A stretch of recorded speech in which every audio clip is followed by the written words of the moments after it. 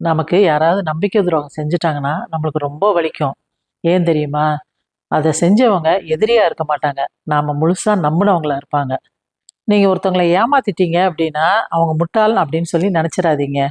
நீங்க ஏமாத்துனது உங்க மேல வச்சிருந்த நம்பிக்கைய. நம்பிக்கையும் நம்ம உயிரும் ஒண்ணுதாங்க. ஒரு தடவ போச்சுன்னா திரும்ப கிடைக்கவே கிடைக்காது. உலகத்திலேயே ரொம்ப விலை உயர்ந்த விஷயம் எது தெரியுங்களா? நம்பிக்கை தான். அத அடையறதுக்கு பல வருஷம் ஆகும். ஆனா அது உடைஞ்சு போறதுக்கு ஒரு நிமிஷம் போதுங்க.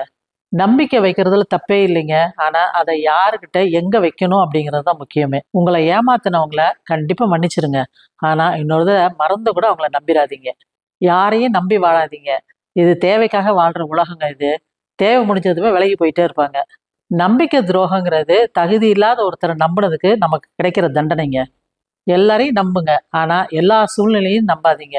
ஏன்னா நம்ம நாட்டுல வீரமா வீழ்த்தப்பட்டவங்கள விட சூழ்ச்சியால வீழ்த்தப்பட்டவங்க தாங்க அதிகம். சூழ்நிலை எதுவா இருந்தாலும் சரிங்க, உங்கள நம்புனவங்கள மட்டும் ஏமாத்தாதீங்க.